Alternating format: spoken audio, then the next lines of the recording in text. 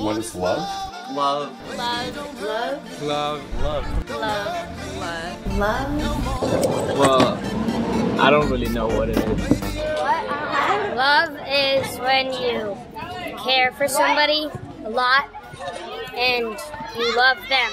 Love is the desire to just do something or be with someone all the time unconditionally, no matter what sort of obstacles it puts up in your way. You just want to stick with that thing no matter what. No matter what sort of adverse obstacles put up, you will overcome and you will stick with it, and you will pretty much enjoy doing it for some strange reason or another. It's like Feelings about someone. like it's like getting married or something. The problem with asking that question about love in general is so many people have so many different interpretations of it. So when you say that word, it's hard to know how someone's going to take it.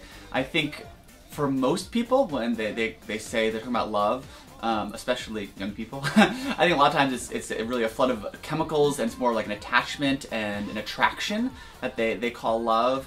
And I think that's definitely sort of right. I mean, I think you have this feeling, which I think is the first thing you identify with love. So it's this rush of chemicals that are like more attraction and attachment, but I think love, for me, in a more kind of a deeper, more spiritual sense, is a sense of connection that is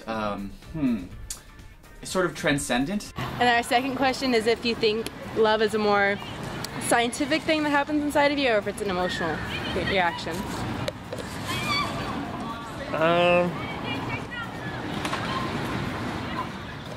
It's more emotional.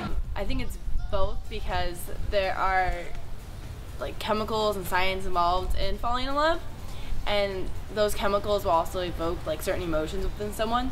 So when you fall in love, even though you may just think like it's just like what you feel in your heart, there's a lot of things happening in your brain that make you feel that way. It's both, really. I mean, it's certainly an experience you have, but is often is always accompanied by chemical reactions in the brain. I mean, we know that the release of oxytocin makes you feel this experience of connection with people and love. So we can definitely induce these things. This is well documented in neuroscience. Feelings of connection, feelings of kind of warmth with certain chemicals. So there's no doubt that the two interplay. Now the question is the chicken and the egg, right? Is it that you have this release of a chemical, injection of a chemical that causes this feeling, or is it that the feeling is causing the release of the chemicals? The final question we're going to ask is, do you think love is more man-made, or do you think it's something that is in human nature? Okay, that's sort of like the last question, but love, well, love is obviously a term created by man, but it was probably a feeling that people had before the term was coined, I would think. Something where you would die for somebody else, that sort of feeling of devotion to somebody. I think that probably comes from like our human nature, but I think man has created a lot of things revolving around love, like Valentine's Day and things where you're supposed to love somebody. I think it's part of our nature. I think that for whatever reason, we like and we want to feel loved, and just kind of this progressive nature of the opposite of love would then just be loneliness. And I don't think human nature doesn't want to be lonely. We thrive around people. That's how we have evolved, just being around people. And so love is just a human aspect of having that connection with somebody else.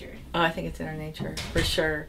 I mean, you think about, I mean, even in animals, you could argue that animals love their children and, you know, they care for them, and it's them making choices to nurture those children. I mean, it's like, I think it's just absolutely human nature.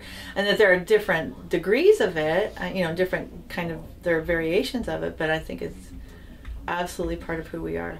Thank goodness. Well, I mean, we created the word to name it, but I definitely believe that it's something intrinsic to being human. I think it separates us from the other animals. Well, a lot of things do, but that in particular. And I definitely think it's something that I think people underestimate how much control you have over it.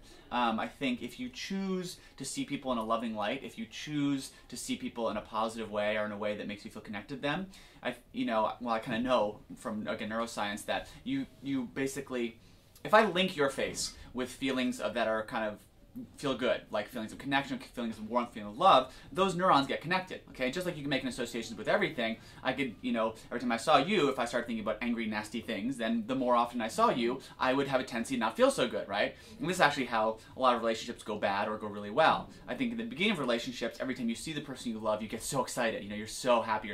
And I think what happens is those connections, those neurons, build up, build up, build up. And so I think you actually are creating love for that person. But when things start going wrong in a relationship, so they do something that makes you feel bad, or they hurt you in some way, then all of a sudden when those become more popular, that you see that person, and all of a sudden now you think of how they lied to you, how they hurt you, then those connections in your brain become to be more associated. And so now when you see that person, instead of this flood of good chemicals, you get this flood of like not so happy chemicals. And so I think what happens, if you're not very careful about how you're framing your relationships with people, you're unconsciously building either really positive things or not so positive things. And so I think a lot of it comes down to neuroscience, but a lot of that neuroscience is under your control, the types of neural connections you make in relationship to people and the types of ones you don't foster. And that really, I think, determines how you feel about someone. What do you two think about love? I don't know. What do you think about love? I think it's what you make it to be. Not in love. This is a mistake.